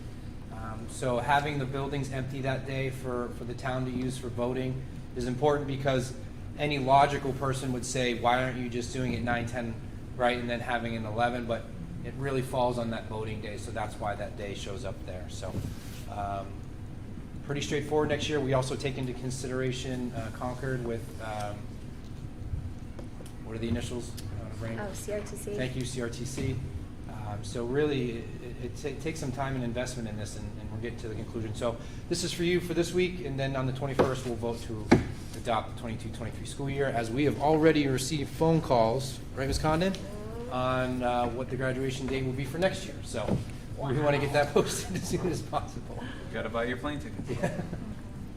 Can I ask a question about where we are, and I don't know what we're calling it, in terms of snow days versus remote days? You guys are hijacking my superintendent's update. You're bringing up my SPC, you're bringing up blizzard bags. The end of school date versus the last date. Yeah. So there's always that week, and we all know that invariably kids are off to camps and people making plans. Yeah. So I'll update you. Okay. Yeah. Any questions on the calendar? All right, so this will be back on our agenda on the 21st. Yes, sir? I lied. I know. I might as well bring it up now because it's already showing there. So, if you notice on this calendar, if you can take a look at June, Yeah. you're seeing that our district, all the students will end on the same day. That has not been a practice here. It's been elementary one day and then middle high school the next day. So, beginning in the 23 school year, everyone's ending on the same day. We reworked it. Again, that goes back to I put my dad hat on, and I have an elementary and then a high schooler in there, and it just screws up family life. And also busing, all those things. So really that finalizes that. And that 14th day, we also are anticipating what Rob has discussed, and I'll update later, is the blizzard bag day. So if we were ending on opposite days, it was going to screw up everything like this the whole way. So that's why you saw that condensing there. But I'll give you a little bit more of a blizzard bag update, so to speak, under the superintendent's report. You didn't really lie. I know. Okay. It just felt easier while everyone was staring at it, then you didn't have to go back. And then will this draft calendar is part of our meeting document, so anybody in the public would be able to see it, and then It'll be posted. Okay, they could let us know if When Matt and Jody meet tomorrow, sure. that's perfect. Okay. Is there any way to say unofficial on there so people don't take it to Draft, yeah. Yeah, draft or something. Okay, good. All right, nothing else on calendar. We are going to move on to the consent agenda, and I'm going to turn it back over to Mr. Flynn to talk us through it, including blizzard bags. Now that we have a commercial announcement. So it's on to personnel. I'll say we're very fortunate. It comes to who we are, and there are a lot of districts out there that have holes with staffing, and we've had one. We've had one for almost half a year now in reading here at Maple Street. So we have an applicant. You should see in there's the new form, if you remember that process. So you saw Ms. Smart, Jill Smart, has had some significant experience with that area. So we're welcoming her to Maple Street to help. I'll commend the special education department here, because all of those services have been picked up by everyone here, and that team we have someone totally new to the department, we have some veterans, but they've really been able to help support these students, and this will help hopefully alleviate some of their stress that we have going on. Carrie Canfield as an instructional assistant at Harold Martin, and then Miss Roth, who is a excellent person for us, is now decided to coach middle school Nordic. So yeah, good for her. Thanks. So any questions on hires? Thank you. Okay. Moving forward to the superintendent's report. Someone stole my thunder already with Norm, but that's fine. The vaccination van is coming tomorrow. And I want to echo what Norm said. You know, our kids are very, they're good listeners.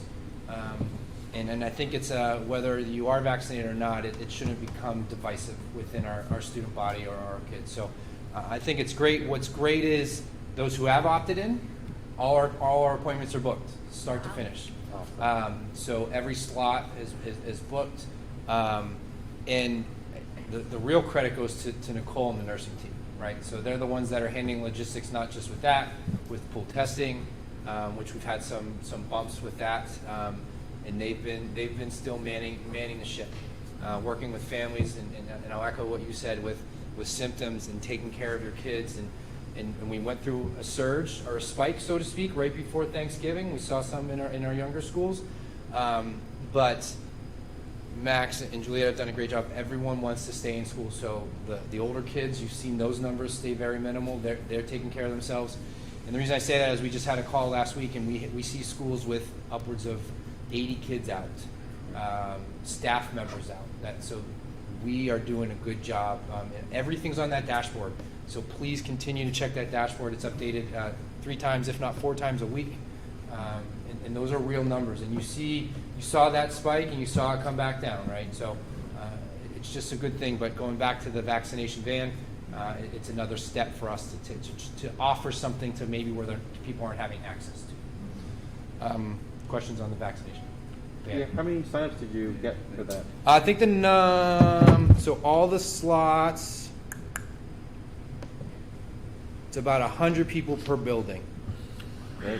So what ended up happening is we threw it out to students, obviously, first. Yep.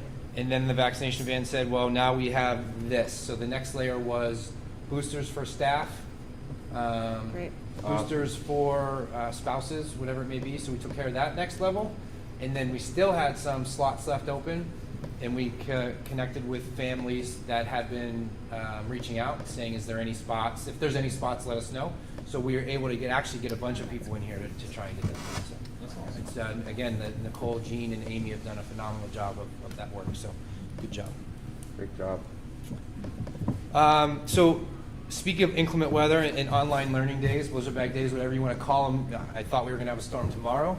If you would have looked last week, it said 4 to 8, and now tomorrow's a dusting. Just to bring it up, because we're getting into that time of year. So we're going to be using Parent Square. You'll get the text messages now about no school days or 2-hour delays, whatever it may be. They're going to come right to your phone if you signed up. If you haven't signed up, I think we're pretty high. I know we're at 99% with emails, but we're about 80% with cell phones. So if you want to add that layer for you as a family, you can certainly do that. And the building committees, so all 3 building committees, we'll call them blizzard bag committees. It's just the easiest way to reference it. Each building level committee has got together to kind of develop a plan. Does that involve direct instruction? Is it just posting? What are the office hours? Trying to flush all that out so that we can work towards something that works both for families at home as well as the staff here. You know, it's careful consideration. Also, families, please, we are not eliminating traditional snow days. Those will still exist. We don't need to, run our kids nonstop all the time. You know, it is good to shovel driveways and make money and help your family out. So I'll call it a careful mix. And I've been doing it for 9 years at Timberlane and Hampstead. We've had blizzard bags in place since I started there in 2013. So we found that balance of when to call it, when not to call it, having appropriate notification. So we're still fleshing those details out. So as of right now, if there was inclement weather, it'd be either 2-hour delay or snow day. That's where we are right now. So that's that update on there. Parent Square. Go ahead. I was just going to ask if there's any questions on any blizzard questions? bag, because it was a topic of interest. Yeah. So it's still uncertain as to whether or not kids will be doing remote or... As of right now, it will not be. Right. Until we solidify what the schedules and plans will look like, and then we work with the membership on adopting all that. Is there a timeline on that? So it technically doesn't go to the floor till January for the state. Okay. but we've received guidance that we should be operating that way already. I would love to see it by January, is the end of January.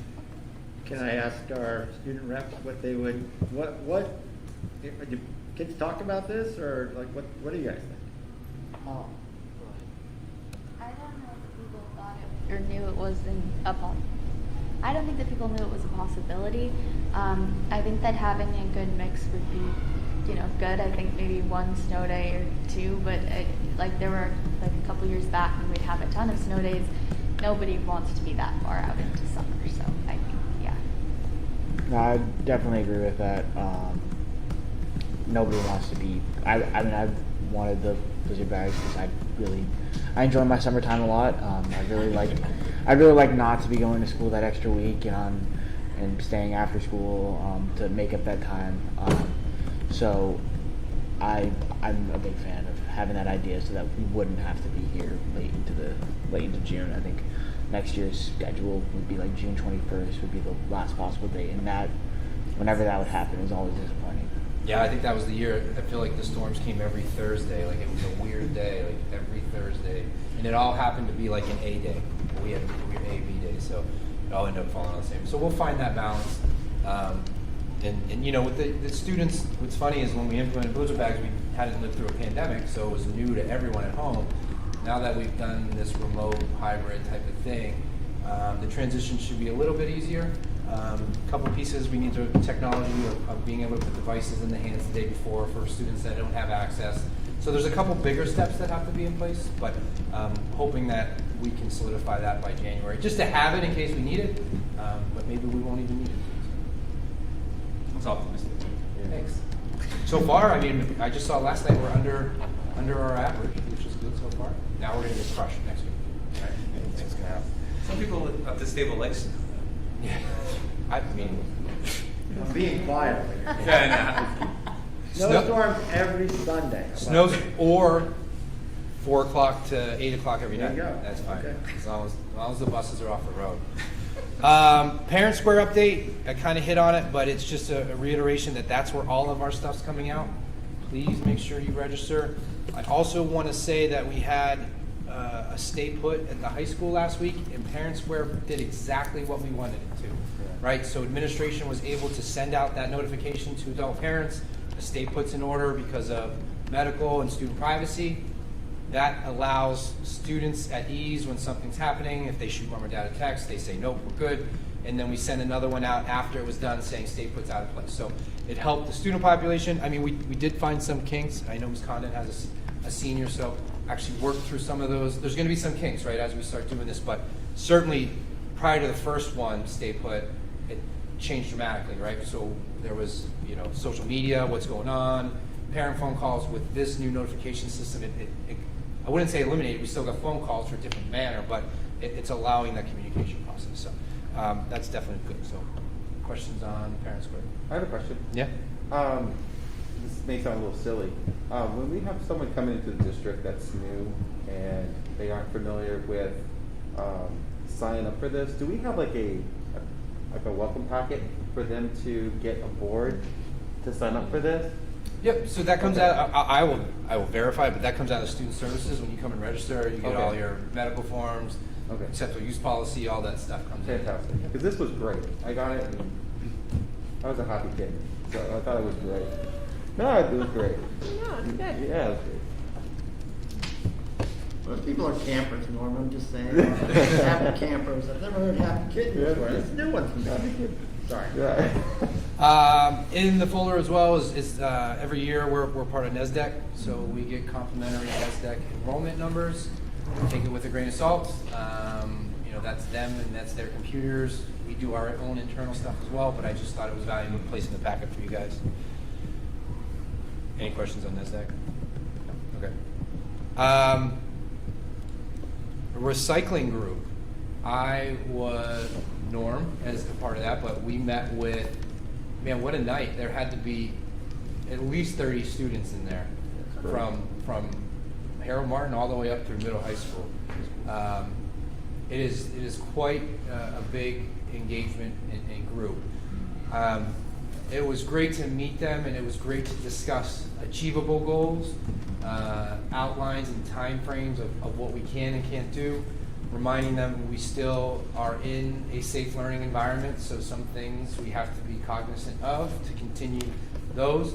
But we're going to be working with that group to bring stuff forward to this board and the community, not just reduce, reuse, recycle, but cleaner, greener type of stuff, non-fossil type of stuff. So I just wanted to commend the group and the leadership in that group. They think differently than I do, and it's sometimes it's good to learn new lessons. So it's a great thing, and we're going to work on trying to incorporate some of that stuff into our life here at Hopkinton. So, questions? Comments? Great. I will just echo that it was amazing seeing the amount of students participating all the way from every single school. All of them want to make a difference. Some people want to guard the garbage can so nothing goes into there. I mean, it was just great. Thank you for Mike coming to really make a good presence to all those students and good introductions. It was really great. So thank you. All right, just a brief safe learning update. So one update is our pool testing. We are going through some bumps and bruises with our vendor. Trying to work that out, but we anticipated that. With, like I said, I don't know if we were first in New Hampshire, but we're certainly one of the first. So we're working with them on working through that. But the numbers now are 100 at Maple Street, 105 at Harold Martin, and 110 at the middle high school are in the middle high school. The Maple Street might be skewed because we do have some SAU people that are in there, but whatever. You're getting an overall number of around 300 that are a part of that program. In regards to the cases that you see on the dashboard right now, it's 17 in quarantine and 9 active. Our data that's coming in, majority of it is all households type of stuff. Not really able to connect it to school specifically. A lot of parents were positive, and then students and kids became positive. They're doing a great job. I know our tutors are busy, which is a good thing that they're helping support those students. There's been some families that have declined the tutoring because they're doing. So it's really trying to find that match for that family on whether and what they need. So that's kind of a brief update. So any questions on that? Great. We had the Department of Education do a facility walkthrough at both Maple Street and Harold Martin. I might be speaking out, but I don't think Mrs. Doyle has ever done one before, right? Correct. And it's been a while since they came through. Yeah. So the state has been behind on their facility walkthroughs, and it's now a priority, so to speak. So they do the walkthrough, the checklists, point out what's good, bad, indifferent, whatever it may be. We have pretty positive reviews. Absolutely. Very good job on the shape and things. Minor things, we get a list and then we get so long to fix it, but up and up really on those two facilities. So that's a compliment to Mr. Carosa and Ms. Doyle. You get all this ahead of time. You got to make sure everything's in order, and they did a great job. So, questions? Okay. SPC, this is just something I'm bringing to your attention. This is something I implemented in Hampstead at Timberlane. And what they do, they come in and evaluate your copiers and your printing. I'm giving you the layman's terms.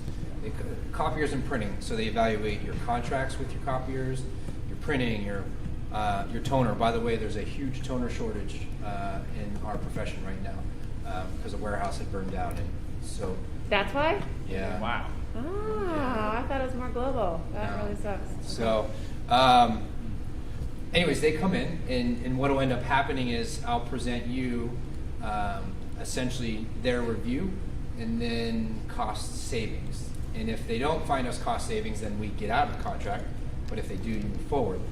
In Hampstead, and we were only 2 buildings, and far less copiers and printers, they found about $35,000 a year in savings. So in their 5-year plan, you save over $150,000. So just they're going to be coming in over winter break on the 29th to review all of this stuff, put a plan together, and then I'll bring it forward for you guys to take a look into, because we do have to enter into a contract.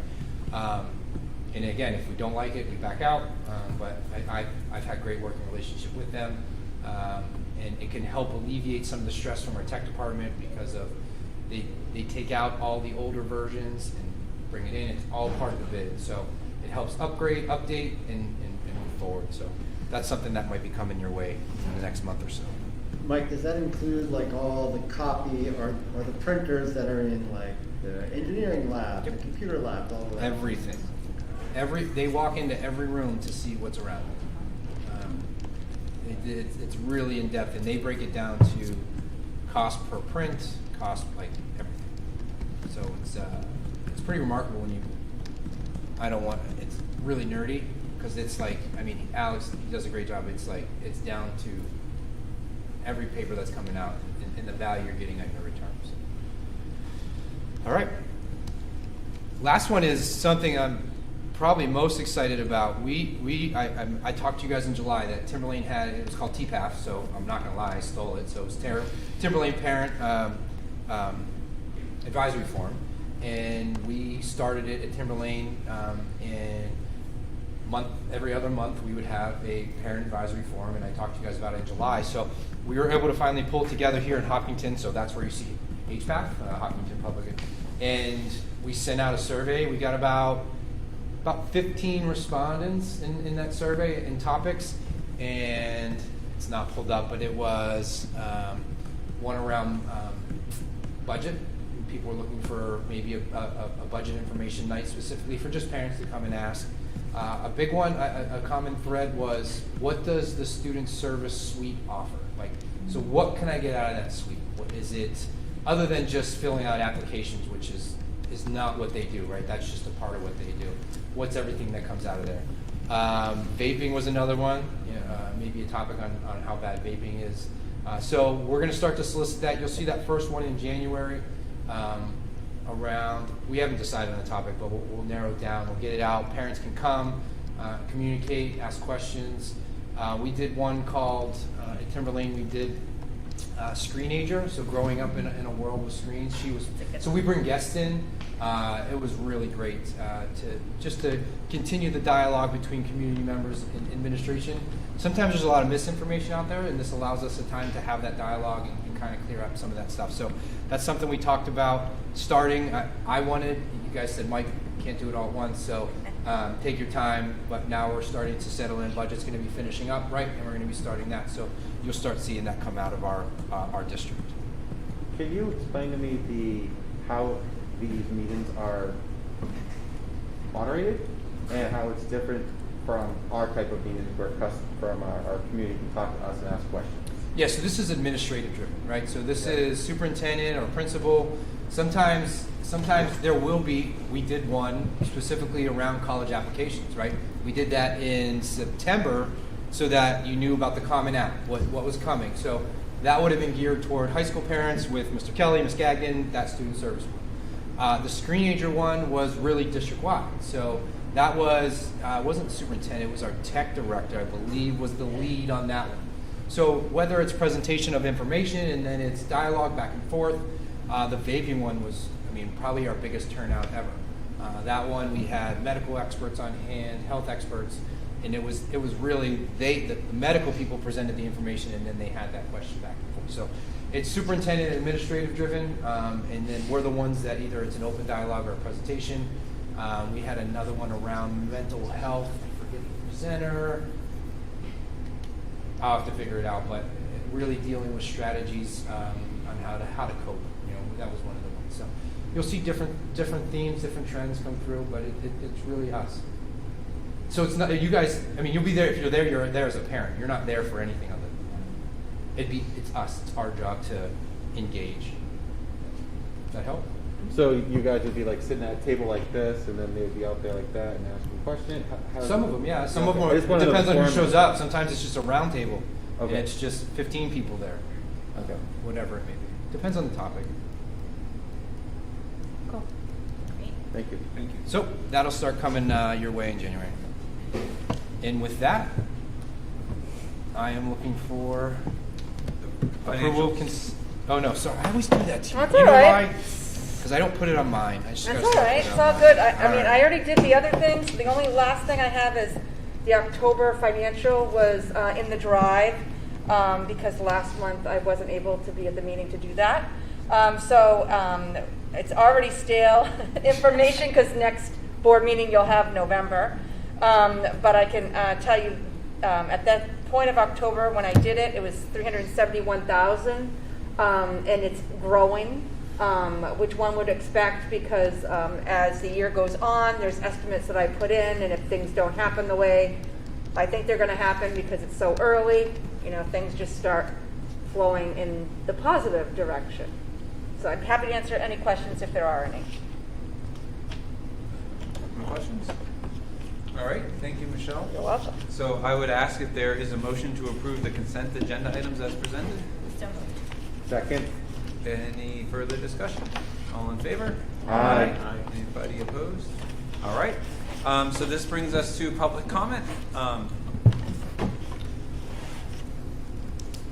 You want me to check the Senate? Well, we get two. And so, I think we so could Sarah probably shook her just- head. Lauren, do you have public comment tonight? Come on up. Thanks for joining. Thank you. Good evening, Lauren Clement, 86 Maple Street. I had a question about Parent Square. A lot of people followed the scoop and all the other things that you were sending out online, and I was just curious if people don't have parents in school. I know we had to register our students. Can they sign on to the Parent Square, and how do they go about that? Because people want to still read these. Yes, so that Parent Square is through enrollment, so you're tied to a student in the school. The Hawk Talk and all that, we'll make sure through technology that it's a link on a website. So that stuff is still be available. Cool. And then I just wanted to thank 3 board members for answering questions I've had over the month, and it's nice to get feedback. I'm getting some direction, and I just appreciate that. So that's all I have to say. Thank you. Thank you. All right. So we'll move on to other business, old business, and committee updates. And so I don't know if anybody has anything to report in any of those categories. Yeah, I can do a quick update. I just presented to the town-wide CIP committee, which was really just, I think, hopefully the start of relationship building. Just they have more insight into our process and the way we think about it. Their biggest feedback was trying to even out year-over-year swings, which we are trying to, but you can't really do that overnight. So we're aware of it. And they also noted that a lot of the town CIP work is around maintenance of vehicles and things that are on like a pretty clear schedule. And with buildings, it can be different. And so I think there'll be an evolving conversation. But it was great to talk with them. Thanks for doing that. That's Yeah. great. It's an awesome relationship to get. So anything else? Can I ask a question about how that interaction happens? So I know, we've got the budget committee. Yeah. So how does the town CIP interact with, what's the logistics there? So my understanding is they're advisory, so they don't, they don't make policy decisions, nor do they make, they don't make any decisions. So they make recommendations back to the select board and then to this board for how to improve the CIP and sort of, Kelsey said, how to even it out. So they don't try to get into discussions about, should you do this or should you do that? Instead, they take what they're presented, what you give them, and then they work to try to even out. And so, on the town side, I'm more familiar with. They might meet with the public works director, not try to get the public works director to say, I don't need that pickup truck anymore, but instead say, hey, to even out the tax impact, can that go an extra 2 years so that, so you're still getting it, but it's just evening out the payment structure. Yeah. Have they noticed an improvement from over the years? From getting any feedback? I mean, they were just stoked, excited would be the more professional term, excited to talk with us. And I think that we had, I was lucky to meet with, not lucky because Michelle will always talk to me, which is great. But we went in with a lot of good data, did a great presentation. But this whole process started because they have you submit your information, Neil pinged Norm, sent me, and then we kicked it up. And the CIP committee was an appointed position that town created through a town meeting. So I learned that 2 years ago. Yeah. Great. It's history. Yeah, that's great. I can do it brief. The curriculum committee met, this was only our second meeting ever. And so we are still finding our way, doing a lot of figuring out what our goals and role of this committee. It is a high level macro committee, so we are not in there creating curriculum, but are a piece in the curriculum map, I'll say, for the district. So not much of an update, just that we are still working on gathering historical data and figuring out how and in what way we're going to move forward. That's it. And so I can update quick. Norm and I are on the strategic plan committee, and so we've met 3 times. We've met several more than 2 times, maybe 3 times. And I think we are, we're ironing out the process. I think we just actually did what I felt was a really great exercise of, we're trying to figure out what buckets are going to go into the strategic plan. And so each member spent some time sort of starting to think about like what are the strengths, opportunities, weaknesses, and threats, like SWOT analysis in each category. So like curriculum was one, health and safety was another. So those are sort of the buckets. So that gave the committee a really good opportunity to just have a discussion about what's going well and what are some areas that we see improvement. And then each member of the committee is now going to go out to, I guess, contacts that we have. Either like the budget committee would be one, maybe the CIP committee. And again, here are our buckets that we're thinking about. What are your thoughts? What should we be thinking about? So we can add some more onto that plate before we go out to the broader community to start to weigh in.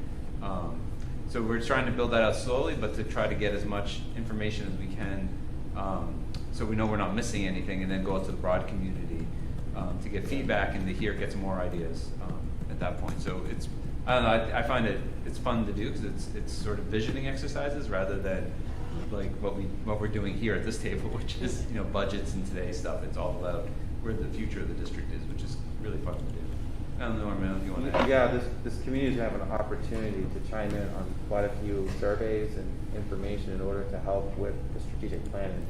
Their input is what we're going to be looking at, and I'm really excited to venture out there and talk to a lot of people. But I also, with support from you guys, with the budget and CIP, we want to try to reach as many people as we can. I know Mike just during the meeting made an email address, if you want to make that public, that Matt, can I make that public? Let's wait on that. Okay, all right. There will be an email address. There will be an email address. There is an email address. There is Yeah. Yeah. Sorry about that. It goes into the ocean when no one's going to find it. So let's wait. So there's going to be an email address in which people will be able to submit information, and which will be filtered through. So it's an exciting process to be working on. Are you also going to have like live listening post style, sort of like in more dialogue based rather than survey based or email based? It's a great question. We'll see where this next round, what it comes back in. Yeah. We feel like with who's on the steering committee, we'll have pretty good reach at that next round, and then we'll make that determination. And if anyone wanted to, do you have any materials that we could catch up on if we're not on the committee, just to sort of see what's going on? Yeah, so actually Rick's emailing me right now. He's organizing it all. Yeah. Because it was just a dump before, throwing it in. Cool. So he's organizing it, and then I'll work with Jody and Matt to get that link live. Cool.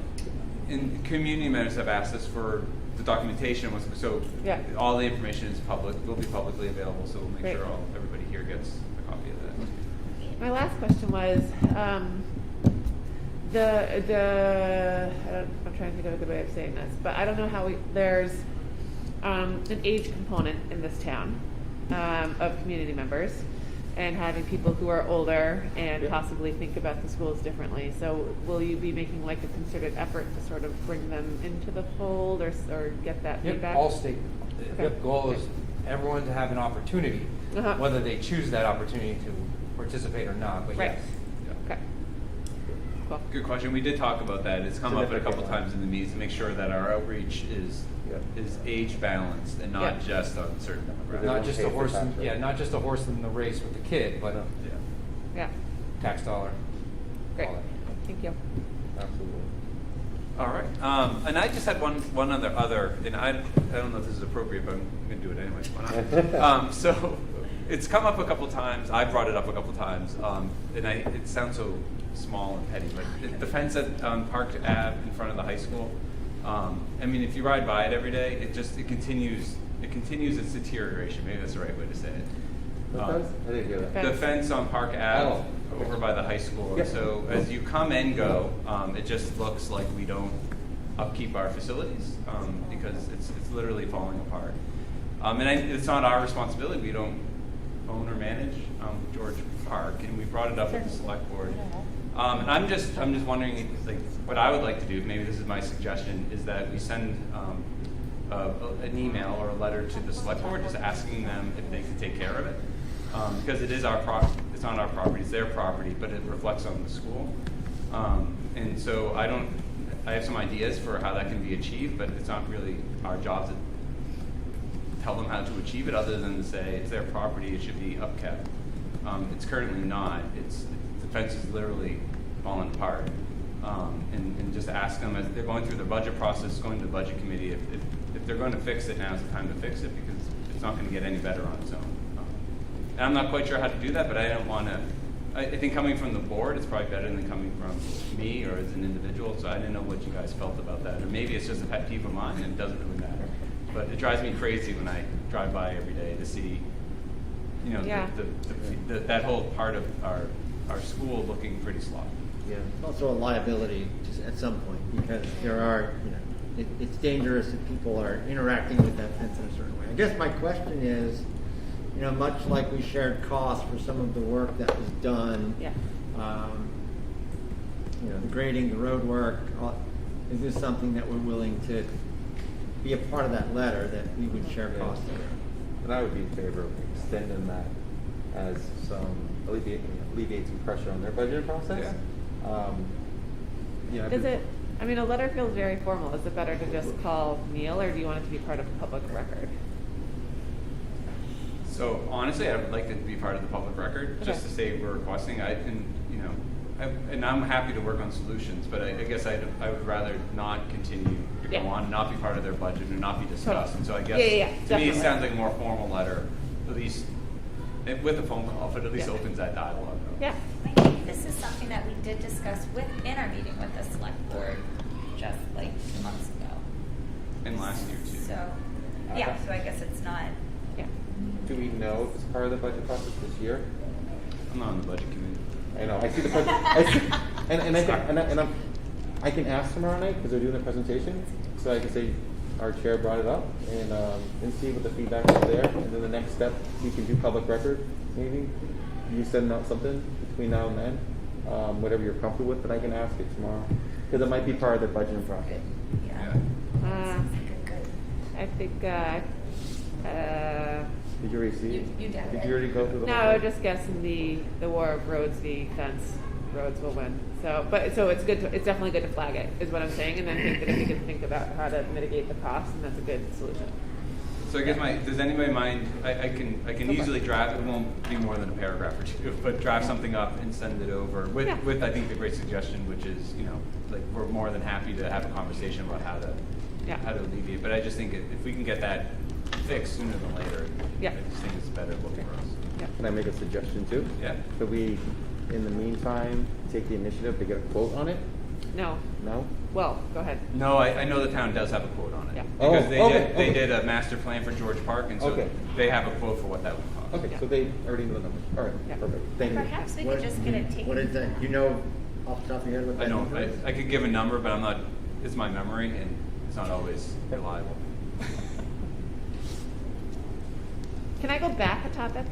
Yeah, please. So the strategic plan, so one of the things, so our old Chief Pecora, I thought was always really wonderful and thoughtful for how he thought about the schools. Will we also be engaging TJ and or the fire chief and or input from the select board, for example? Because again, stakeholders, and I'm guessing that the answer is yes, but. Well, you have a select board member on it. Yeah, Anna. Yeah, totally. The budget committee, yeah. Yeah. And yes, I think the idea is to talk to other town officials. Thank you. Absolutely. All right, if there's nothing else, sorry to bring up a fence issue. So we have a need for a non-public, and that's a, So we have B, A, B, and L. wow, so we got a lot. What's B? B's wrong. I'm wrong. Hang on. C. AC, thank you. Yeah. And L's legal? Legal. All right, so I would ask if there's a motion for the board to go in the non-public session under RSA 91A3, Roman 2, A for personnel, C for reputation, and L for legal. So moved. Second. It's a roll call, so Rob? Yes. Yes. Norm Poopel, yes. Yes. And I'm a yes, so we'll go in the non-public session. There'll be we won't do any business after the conclusion of non-public other than to vote to seal the minutes and adjourn. And I'll just say for the record that we will also have a non-meeting conversation for negotiations. Thank you. Thank you. Thank you. Thanks, Juliet. This is what I was referring